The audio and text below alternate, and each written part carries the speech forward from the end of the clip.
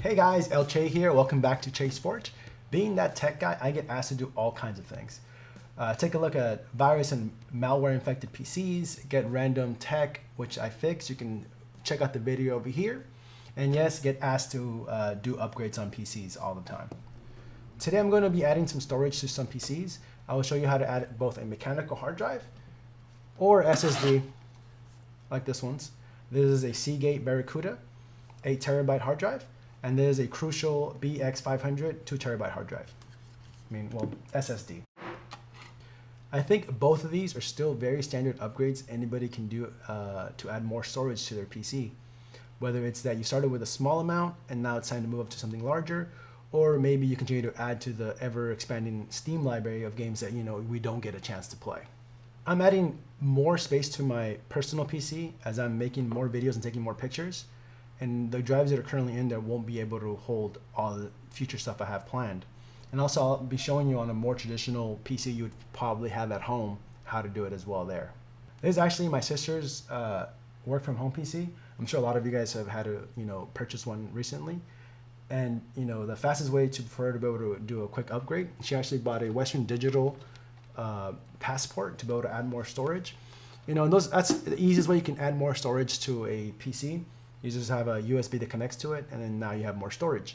But I feel they tend to be more pricier, and this is such an easy and convenient way to be able to do it for cheaper. The tools I'll be using are a Phillips screwdriver. Actually, this one might use a flathead as well. A SATA cable. I'll post it up here what it's supposed to look like.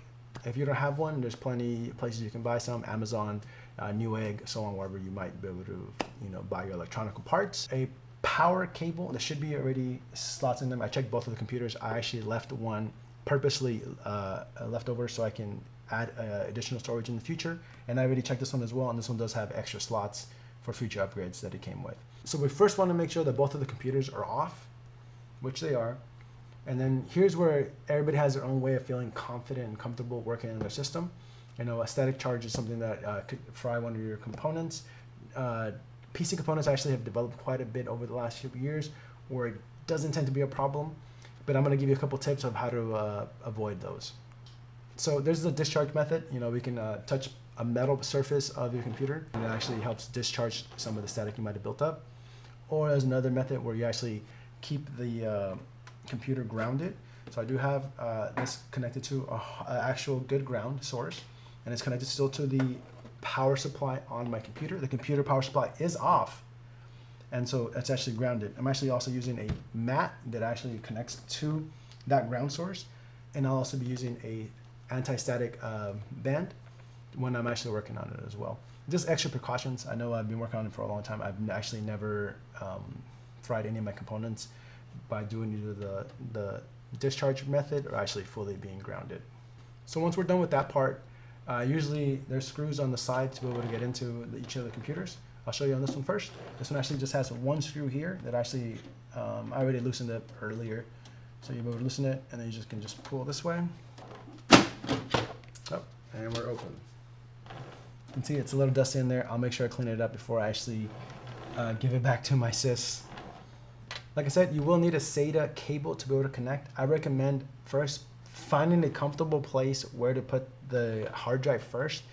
I know that these can be a little bit finicky and a little bit fragile. I've actually damaged this part of the actual SSD trying to put this on. I installed it first, and then I was trying to find a place to put it, and then it did kind of tugged on it a little bit too much, which kind of causes some issues. I recommend finding a comfortable place. So I'm actually going to put this SSD into this one. It's a couple of different slots on here. It does have, like I said, places where you can where everybody has power for it. So this is the power you would use it. So somewhere close by this one would be ideal. Being a pre-built from Dell, they only give you so much limited places where you can actually do something to it. We can see here that it has a couple extra slots. These are two of the SATA cords that are already being used, SATA cables that are being used. There's 3 more slots you can see right there. 1, 2, and 3. We'll be using one of them. Go. I'm using the SATA cable, plugging it into one of those slots. There is like actually you can see it, there's like an L shaped on it. Make sure you guys line that up correctly. It's a little bit of an L shape on it. Make sure you line it up correctly with the L shape that's on. The motherboard is going to receive it. Here we are. We put it on slot number 3. Slot number 3 is where we went. So then once you have it connected there, I'll just move it out of the way. So then we're actually going to put this one. Go into wherever slot you're able to find a comfortable place for it. Let's come backwards. This one actually goes downwards as the screw holes are here. Let's make the connection with the side, with the style this one has. It's going to go downwards.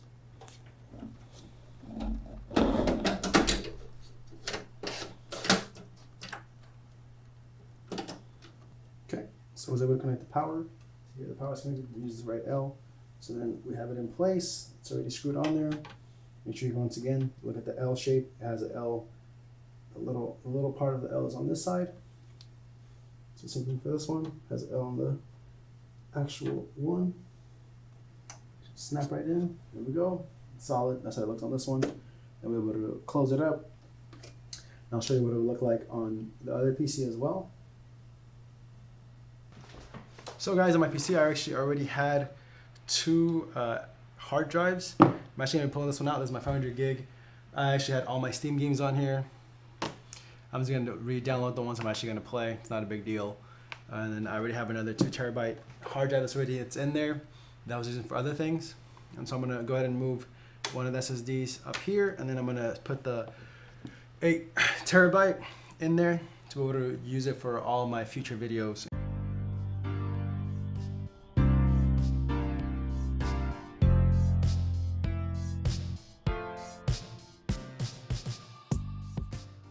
Was able to put the drive in the bay where it goes. So now I have a 2 terabyte and an 8 terabyte. So the 8 terabyte will now be moved up to be my long-term storage, and the 2 terabyte I'll have to move everything over. So it all worked out perfectly. I have both of my new drives installed on there, 2 terabyte of SSD and 8 terabytes on the hard drive that I installed. And I'm able to, fill it up with much more videos, pictures, or anything else I want to do. So I'm going to link a couple videos that I actually used myself when I was learning about installing bigger hard drives. And so depending on the hard drive you're using and what you're using it for, you might want to use different ones. Hey, Editing Che here. I wasn't able to capture the steps on Windows while filming, but I was able to take some stills of the process. Once in Windows, open File Explorer, find My PC or This PC, go ahead and right-click on it to bring up more options. Click Manage. It should bring you up to something that looks like this. Yours should look a little different based on how many drives you have. Go ahead and locate the drives we just installed. If you look at mine are labeled disk 0 and disk 1, showing 7,452 gigs and 1,863 gigs respectively. This is good because it means that it recognizes both drives. Right-click once again to give you more options. Click New Simple Volume. This prompt should show up. NTFS is the newest standard for ways drives read and write. I'll make a future video explaining that. You can name the drive here if you like. I put very simple names for mine to help stay organized. Hit next, and we now have usable drives. Go ahead and click finish, and go ahead and click the like button if you haven't already. There you have it, guys. Pretty simply, we're able to go ahead and add more storage to the PC here so we can have much more fun later. I was able to show you guys as well, if you guys were following along, how to pretty much make sure that it's in Windows. You guys are able to make sure that your hard drive is available. Guys, and thank you for sticking to the end till the end of the video. I hope that I was able to show you that adding more storage to your PC isn't too difficult and you guys are able to do it yourselves. If you guys have any questions or anything like that, you guys can also go ahead and hit me up in the comments below. And like always, guys, stay healthy, stay safe. El Che out.